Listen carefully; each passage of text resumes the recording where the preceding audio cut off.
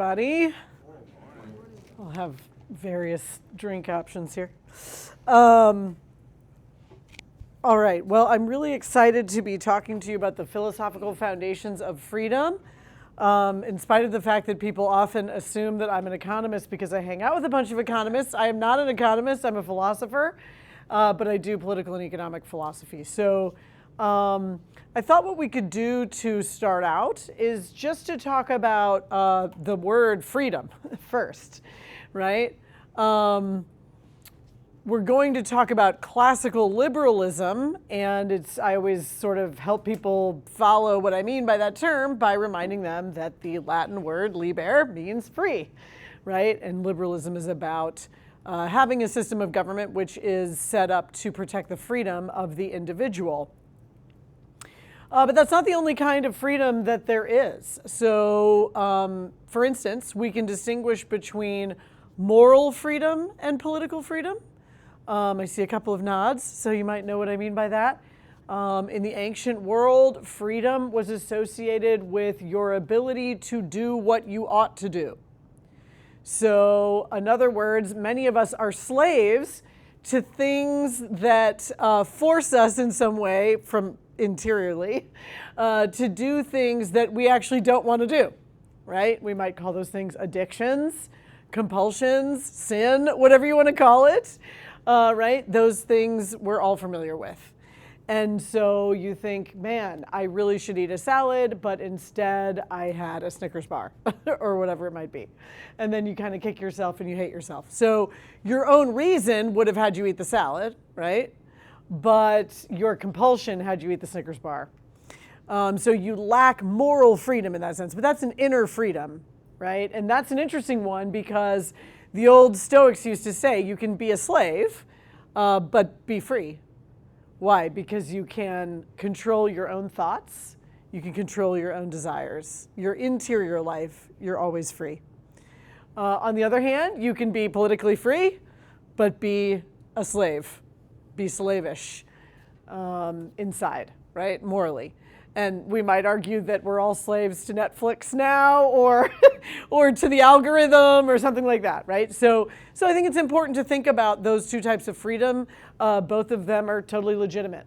And you know, think about maybe the relationship between them and so forth. But today we're talking about political freedom because we're thinking of societies and the free society. And so, first of all, when I use the term classical liberalism, I'm assuming you all know this term, right? Because you've been reading Adam Smith or something, I heard. If not, just stick up your hand. Do you know the term classical liberalism? No. Yes. 3. Okay. Great. So let me dive in a little bit to one way that you could define classical liberalism, the classical liberal tradition. All right. Once again, liberalism meaning free. Classical to distinguish it from more contemporary movements like Rawls, like John Rawls and welfare liberalism, which is going to add a lot to the role of government. We're going back to the original philosophy of classical liberalism. And I would do it this way. I would say, first, let's just start with our legal institutions that the classical liberal values. Okay, so first of all, private property. Now, you economists are going to think about stuff here, but your most important type of property is yourself, right? So you either own yourself, or if you're religious, you're a steward of yourself, but either way, you're in charge of yourself. That means that you can sell your labor, right? So you own your labor. You can sell your labor at some agreed to price. Okay, what does that mean? That means now we've jumped to the second of the legal institutions, which is freedom of contract. Freedom of contract. So it's up to me to work for you, right? And we have to come to an agreement. However much I'm going to charge you, right? It's up to me. So I have freedom of contract. Oftentimes you will have things that you don't particularly want as much as the things that I have, and I'll have things that I don't particularly want as much as the things that you have, and so we'll trade, right? That's another kind of contract, okay? So these are two fundamental freedoms, but what you also need in order to have a free society, and this is really, really central, is the equal protection of the rule of just laws. The equal protection of the rule of just laws. Those of you who study international economics, you might be looking at developing nations, and we see exactly what happens when you don't have the equal protection of the rule of just laws. So if I make a contract with you, but if something goes wrong and I go to court, you can just bribe the judge, right? Well, I don't feel real confident about my contract with you, which means I probably don't make it in the first place, right? So there's a lot of trust that is built up between people when they have a system they can rely on to be fair, right? To be fair. And you don't want to have any subsets of the population who are excluded from the equal protection of the rule of just laws, because if you do, you'll miss out on everything they have to offer. All right, so as you guys heard, I wrote a book called Black Liberation Through the Marketplace with my co-author Marcus Witcher. Amazon, it's cheap, makes a great stocking stuffer. No. But of course, you can see there how the early economists like Adam Smith were against slavery. They were against it first for moral reasons, right? I actually went to Scotland and I saw Adam Smith's grave. And on his grave is one of his most famous quotes. And it says that labor is the most fundamental form of property because it's the form from which all other property comes, right? Your own labor. Okay, and so on the one hand, it's just theft, right? You're just stealing someone and you're stealing their labor. So it's immoral, but it's also inefficient, right? Why is it inefficient? Because now you have a whole population who is excluded from the protection of the laws and therefore cannot, at least in the case of our form of slavery, cannot learn in many cases, cannot move to where their labor is most needed, is not allowed to bring their inventions and ideas to market, okay? And so you lose everything you would have gained from trading with that population and from their use of their labor being the most efficient. All right, and so we could go on and on and on about the rule of just laws. It's so, so, so important. And in development economics, it is the missing piece, right? It's the issues with political corruption, unreliable courts, out of control legal systems.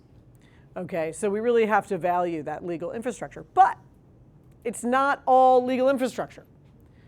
Political freedom also requires a certain kind of culture. And we have to think about what that is. I think that Deirdre McCloskey does a great job on this question when she says that, you know, we had some of that legal infrastructure in place for a couple of hundred years before we really saw the explosion of wealth that showed that people were truly free to pursue shared endeavors, right? Creative endeavors. What changed? Well, what changed was the kind of attitude that we have towards, quite frankly, the merchant, right? The business person, the entrepreneur. Why? Because the entrepreneur and the merchant will disrupt things. Is the merchant a peasant or a noble? They don't fit, right? They're disrupting the class system. What happens when the entrepreneur invents something and then it puts the old way of doing things out of business? It's disruptive, right? Creative destruction, as Schumpeter would say. So we had to get to the point where we understood that allowing that person to be free to do those things was actually going to be overall beneficial in the long run. And maybe we just need to allow them to do it on a moral basis, right? And so that's hard. You know, back in the medieval period, we had guilds. The guilds controlled, you know, what materials you used, what method you used to create your good, how much you could charge for it, how long a person had to apprentice before they could become, right? All of those things were set by law. And so those laws had to be gotten rid of in order for people to be free to move. So you really needed that culture that values the entrepreneur and that is tolerant, let's say, of the disruption. Because disruption is painful, guys. I don't want to play that down. I think it's easy for free market-oriented people to say, boy, it's so great that we have all this wonderful wealth. And I do think that, right? But it is tough when a whole way of life, if you're the Iceman, there's no Iceman anymore, right? If you're the milkman, there's no milkman anymore. Those things are gone, right? If you were the guy that pulled the rope, that pulled the barge, that pulled the things up the river, when the steam engine came, you became passé, right? That's why you have Luddites. That's why you have people who come and destroy machines, because they're afraid of that transition. Will there be something else for you to do? Yes, but that doesn't make that easy, right? That's not an easy process. So I don't want to downplay the sort of moral shift that's happening here. It takes some real energy and reflection to get to the point where you can be okay with that. All right, so I've named three really important pieces of legal infrastructure: private property, freedom of contract, and the rule of just laws, and also just this question of culture. All right, so now we have to ask ourselves, how are we grounding this value for individual freedom, defined in terms of these rights? And to tell you the truth, there's a big debate about that. There's a ton of different ways of arguing for the value of individual rights, and different classical liberal thinkers did it differently. All right? John Locke starts with the existence of God. And he says that, God gave you the duty to take care of yourself. And so you need to go out there into the common and pick up a stick and whittle a spoon, right? And then that spoon becomes yours. Okay, and that's the beginning of private property. And then he goes from there. So he's a natural rights theorist from a natural law, a kind of Protestant natural law perspective, where the system is grounded in the existence of God. Okay? You can have a secular utilitarian kind of defense of political freedom. That's what John Stuart Mill thought, right? He said, look, you just look at these societies, they're clearly the most flourishing. People are the happiest in them, right? You've raised the aggregate happiness. If any of you have taken ethics, you know what I'm talking about with utilitarianism. And so he says, so that's the justification. He's a rule utilitarian. Pick the society that has the best rules, that brings about the most happiness, done and done. Okay, so you could have a kind of utilitarian approach.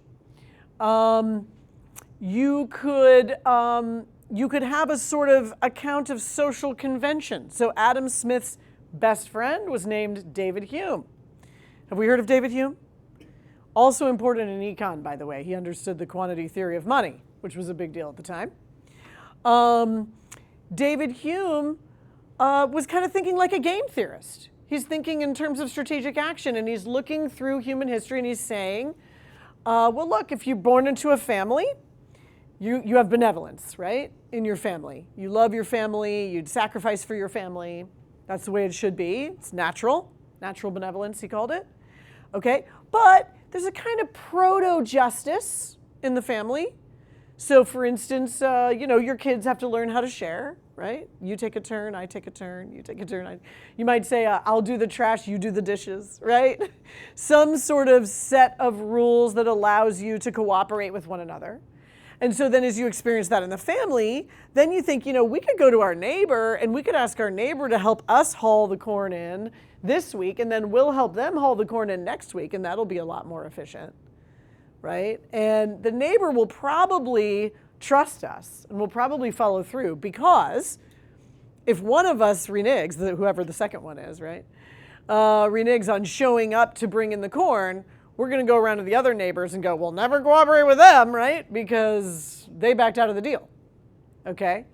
And that's just shame and praise as an enforcement mechanism, right? If you want to think in game theoretic terms, okay? And then so forth. So he thinks that can spread. The biggest problem, he says, in society is deciding who owns what, because that's what we fight about. We fight about stuff, right? What are ancient wars about? Territory. Some of the current wars are about territory, right? And so we need to decide what belongs to whom.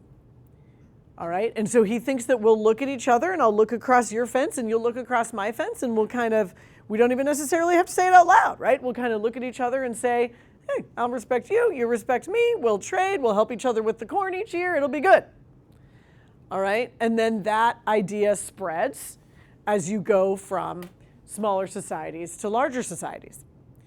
The only problem with Hume's view, I wrote my dissertation on Hume, so I thought a lot about this. And it sounds good and it sounds very rational. I don't know that human beings are always quite as rational as we would hope. And I mean thickly rational. I understand we're all thinly rational, right? We reveal our preferences. But in terms of really thinking through what would be best overall, I'm not sure we always do that. And so what do you find? You find that while Hume's story might sort of fit what happened, let's say, in England over a very long period of time, right? Where you eventually get the Magna Carta and you eventually get an unwritten constitution and you eventually get these ideas of defensible legal rights. There's a whole lot of places in the world where it never happened, at least not until very, very recently. And there's a whole lot of periods of time where people never figured that out, right? What did they do instead? They crossed your fence, they violated your rights, they stole your goods. So much of human history is just one village raiding another, right? Week after week after week. You can read Steven Pinker on this. He says, human history is very violent. It's very, very violent. And so you kind of want to say to David Hume, this all sounds great, but how are you going to get people to really buy into the experiment? Okay? So I think it might be interesting here, thinking about philosophical foundations, to actually think about the Black American case. Because here you have a people who have been enslaved, and slavery is very common. They came from places with slavery as well, and so you might just accept it, right? You might just think this is the way of the world, right? I'm a slave.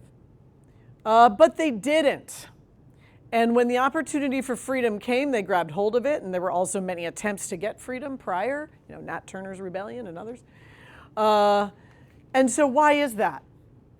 Well, actually, there's some interesting history here, and it is religious. So I'm sure you're all familiar with the term the Great Awakening, right? There were actually two, right? Two big Great Awakenings.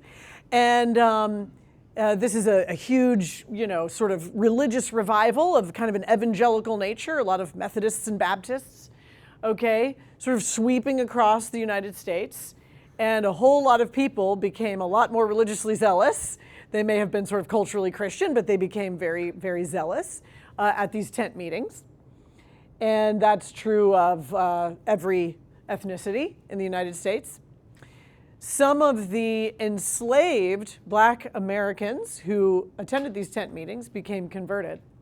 And it was really interesting to hear the tent preachers describe how the reaction of the Black enslaved members of the audience was different from the reaction of the free white members of the audience.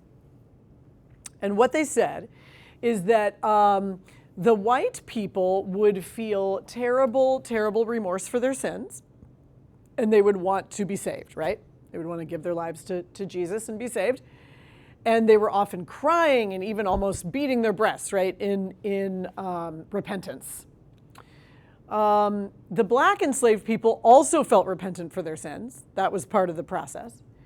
But often upon conversion, experienced ecstatic joy and would do traditional African ring dances and things like that, right? Kind of an ecstatic experience.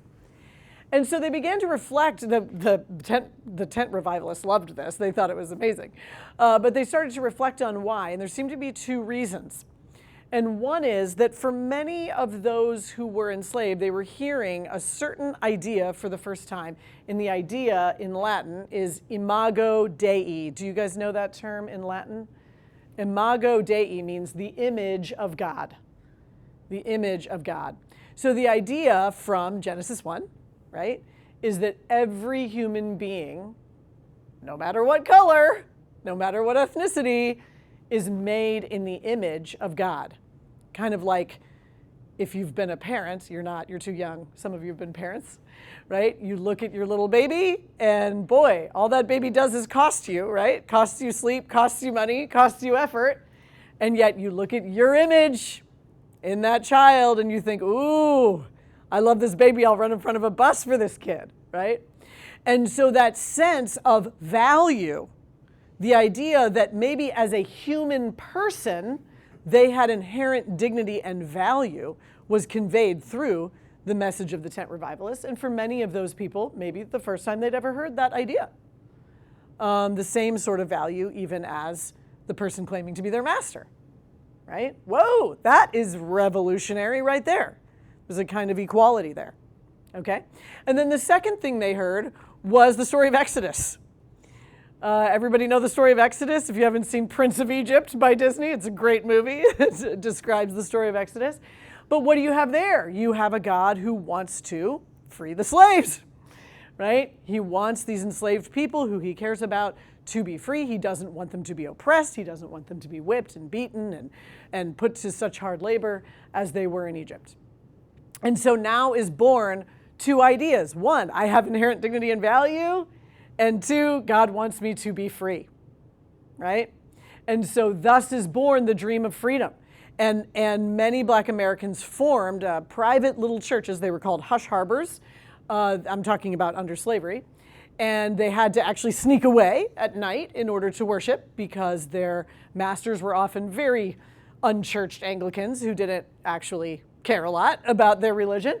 And so they would persecute them for their faith. And so they had to do it in secret.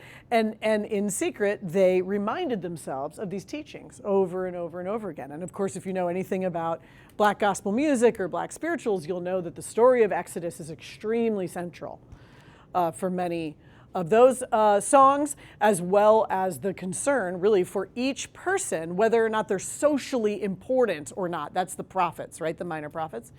And so you get this emphasis on the poor, the widow, the stranger, and the orphan, right? These are all people who in pagan societies you could just kind of kick to the curb, right? I mean, there just wasn't, it's not so much that pagans hated them or something. They just didn't think about them at all, right? It just didn't matter to them. If you're not an important person, if you're not part of my family, if you're not part of my tribe, I don't really need to worry about you. And even if you're born to me but you're disabled or something like that, in pagan societies, those children were just put out in the forest to be exposed. And died, right? If you're a female child and I wanted a male child, I can just put you in the forest and expose you and kill you, right? That was just normal. So the idea that children, for instance, had inherent dignity and value is also possibly rooted in the Judeo-Christian tradition. Okay, so that's one answer, perhaps, to the problem of David Hume, right? David Hume gives a very sensible kind of account of what we would do if we were being strategically rational, and yet you don't actually see it in human history necessarily unless you're looking at a long growth of a tradition grounded in these ideas of inherent dignity and value for each human person, and the idea that human beings should, in fact, be free, should rule themselves. There are other contenders too. So Immanuel Kant. Immanuel Kant thinks that we are all able to generate the moral law through our reason, and that makes us moral legislators, right? And so because we're moral legislators, we have inherent dignity and value for that reason. So he doesn't need to get it from God, he tries to get it from elsewhere. If you think his ethical theory works, then you might buy into that notion. And that's actually been very, very influential in international law, appealing to the work of Immanuel Kant and what's called deontology, ethics without metaphysics. I don't think his ethical theory works, so that's too bad. But we can talk about that if you'd like to. Okay, so I just wanted to mention there several of the different approaches that people give to ground sort of a classical liberal notion of political freedom. The interesting thing is that because of the really obvious sort of human flourishing that occurs under classical liberal systems, you get so many overlapping theories to justify it, right? You have so many different ways of justifying the institutions that you have. Okay, and there are others who would say, oh, the British just stumbled on a system that worked really well and it was luck, right? And so it's only justified because it came out well. Okay. Another philosophical wrinkle here to take into account, going back to the distinction between moral freedom and political freedom, is that it might depend on the size of your society. So if you have a very, very little society, it kind of makes sense to think in terms of the role of the society to, or of the government of that society to make you good, right? So we're small, think like Athens, right? I'm thinking of Aristotle here. So Athens is even bigger than Aristotle wishes it was. It was about 150,000 people. He wished it was about 10,000 people. He wanted an even smaller society. And it made sense for Aristotle to say that politics is to make people good because you're in a tiny little society, just like you would have in a neighborhood, say, where you all have shared values and shared language and a shared vision of the good. And so you get together and you make laws to make this a great little neighborhood, right? Maybe we think of the HOA or something, and probably deeper than that, but you get the idea. And so part of classical liberalism also comes out of the fact that societies get much bigger. They get much bigger, and perhaps even more important, they get much more diverse. Okay, so this is called the problem of pluralism. And the problem of pluralism is that in a large nation in which people do not necessarily have a shared idea of the good or a shared vision of the good life, what can the government do? Because you can't necessarily impose that on people. Number one, because they don't agree, and number two, because it could just be too big of a project in that big of a society, right? Just too hard to do at that level. It's out of natural scale, you might say, to do it at that level. And so you say instead, the role of the government is much more minimal now. We protect the freedom of the individual. Individuals can get together and create shared communities that pursue some vision of the good, okay? And so that's another way to think about the way that you could justify this notion of the government's role as protecting individual rights and calling that political freedom. All right, so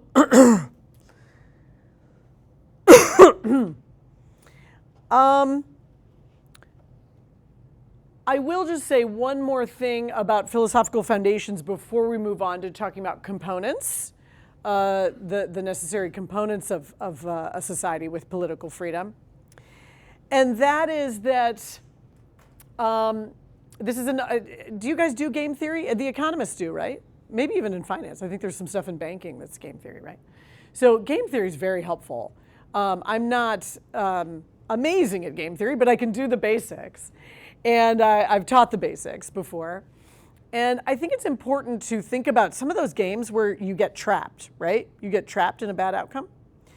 And so I think when we look at the ancient world and we think about the transition from a more sort of authoritarian, like an assumption, right, of an authoritarian power, and then moving to more of an assumption of, hey, if you want to rule over me, you have to justify that somehow. Like, you don't just get to say you're in charge, right? You have to tell me what you're doing for me that should make me acknowledge this. What's that transition about? And once again here, to sort of defend my thesis about the Judeo-Christian roots, I think it's important to note that you can get stuck in what I'll call a status trap. All right, so a status trap is when you have a lot of power, you're lording it over others.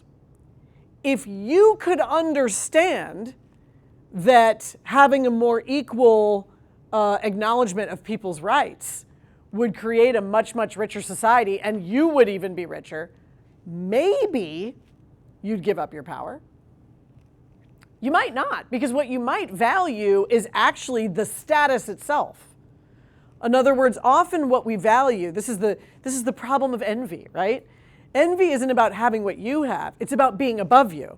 I want to have what you have and destroy what you have so that I have it and you don't, right? That's envy. That's why envy is so destructive. Okay, and so what's the point? What I value is being above you. So it might be that if I'm stuck in a status trap, even if I could be richer in the more egalitarian society, legally egalitarian, right? I still might not trade it in because I want the status. But also, I don't know that I would be richer in that society because I've never seen it. right? So if we look at the pagan societies, they don't have any idea. They assume that you need to lord it over the other, right? And so what do you need? You actually need something, some generation of people to break you out of the status trap. And one could argue that the early Christians actually do this, right? And so the early Christians start to do stuff that acknowledges the inherent dignity and value of people who have traditionally not been valued. So for instance, they would go out into the forest and they'd grab those babies, right? And they'd raise them, okay? Or they'd sacrifice their lives, to take care of someone with the plague, okay, or something like that. And so what do you have? You have a generation of people who will literally die, right? They'll do something very extreme in order to flip to a system in which you actually acknowledge the inherent dignity and value of each person. But how would you know what that system would give you until you'd seen it? Do you see what I mean? Right? So you needed to have somebody that was committed to it on moral grounds and was willing to take the risk to show it to you, right? And then once you start to see the outcomes, it becomes very clear. And you actually have some of the old emperors making comments about this, saying, the Christians are embarrassing us with the way that they take care of not just each other, but even us, right? Us pagans. And we've got to somehow show them up here. This looks really bad, And so that's just something to think about. How do you escape the status trap? And I think that a lot of our developing economies are in the status trap, right? Where you have a warlord or someone like that who's got a lot of power, and even though even their lives are probably worse off than they would be if they were able to help establish a free society, they don't want to give up that cultural status. So I think that's really important. And then last, we'll talk about the components. And once again, there's so many things that could be said here, so I'm just honing in on ones that I'm interested in. I think it's really important to think about a balance between individualism on the one hand and civil society on the other. So first of all, do you guys know what I mean by the term civil society? Is that a familiar term to you? Some know, some yes. So let me just say real quickly, here's how I'm defining it. People argue about this, but if you think of government as making a claim, a monopoly claim on the legitimate use of power, right? So government is saying only we get to coerce people. That's our special right. Okay, so government is necessarily coercive. I mean, that's true, right? Every law you have is defended by some punishment that you'll get if you don't do it, right? So it's just coercive by nature. Okay, fine, so that's government. Then on the other end, you have the market. The market you could call civil society, some people do, but I want to take it out just because it's most of the time it's impersonal and we're buying and selling, right? So in the market, I'm buying and selling. I don't need to know you, right? We don't need to have a relationship. We don't need to share anything. As a matter of fact, that's one of its advantages, right? That I can trade with people I don't know and I don't agree with, and I don't really have to worry about it or think about it. And that's why it's so easy, okay? So let's call that the market. That's buying and selling, impersonal. And then civil society is sort of everything else, right? It's all the voluntary association that we have that's not buying and selling. Okay, it's my bowling club and my Alcoholics Anonymous meeting and my neighborhood garden and all of that. But the most fundamental institutions of civil society, of course, are the family, right? Ask any sociologist. What would they tell you? They would say the family is the basic unit of society. Okay, and then, of course, religious institutions are often the second most important in most societies. All right, but all of those voluntary associations are what comprise civil society. So here's what we want. We want freedom for the individual, meaning that your legal rights are individual rights. Your legal system is based on protecting individual rights. But we don't want to be a hyper-individualist in the sense that we take that point about law and shift it over to culture. Because no man is an island, right? You don't want to be a lone wolf. That's not how you succeed. You have a good human life by having good families, having good communities, right? Building children up in terms of guiding them and teaching them. And any of you guys who are successful yourselves or you know successful people, what do successful people do? they get coaching and counseling and right, and they have a mentor, and they always take advantage of the guidance that they can get from others. All right, that's really one of the great advantages of civil society. Okay, so how do you balance this? I think these two components are so deeply required, and yet you need to balance them against one another. Tocqueville, Alexis de Tocqueville, had a really great quote about the Americans, about American culture. And he said, you know, in France, if they have a big project, it'll be run by the state. In England, if they want to do a big project, it'll be run by some great lord. But in the United States, if they want to do a big project, they form a club. Okay, and so what do you see? You see actually the overlap of the two, right? If I have a lot of individual ambition, then I can get together with other individuals, right, and just get stuff done. We can form an organization and make it happen. As opposed to saying, I'm so far away from you that instead of coming to you, neighbor, and saying, hey, let's solve this problem, I want to go to the municipal government and have them come and tell you what to do, right? Because I don't really want to deal with you. Do you see what I mean? So there's actually a danger to hyper-individualism because you can become so separated from the community that you need to cooperate with that then you become reliant on the state. Do you see what I mean? To come in and do the things that the community needed to solve. Okay? So it's very, very important to get that balance right and to understand the role of the two. And I just want to say, I think once again that Black America gives us a really, really amazing history here of seeing how people who are literally fighting for freedom take advantage of civil society in order to move forward under extremely difficult circumstances. So for instance, the minute that emancipation became known to enslaved people, what are the two institutions they ran out and joined? And I mean ran to join. Number one, marriage. You know, we can sometimes forget enslaved people were not allowed to actually marry, right? They married informally, but they weren't actually allowed to be legally married.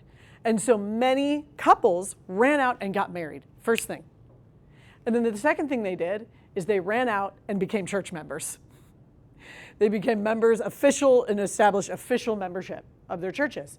What happened? Well, those institutions became the basis for the greatest leap forward in literacy in the history of the world thus far, from almost 0 to 80% in 1930. What? Wow. You know where everybody was working on their literacy? Sunday school, right? They worked on their literacy in Sunday school. They wanted to read the Bible. They wanted to be successful, okay? And then what do? You get men like Booker T. Washington starting the National Black Business League, right? Now, what's the idea? We're going to cross-promote. Yes, I'm going to lift myself up by my bootstraps, but we're going to lift all of us up by our bootstraps, right? The group is going to cross-promote with one another, okay?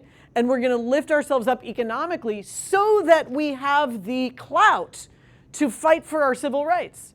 Booker T. Washington understood that this was a long game, that people needed to build up their skills in the trades, build up their education, build up their ability to stand up for themselves financially, and then they would be able to fight the fight. And boy, wasn't he right.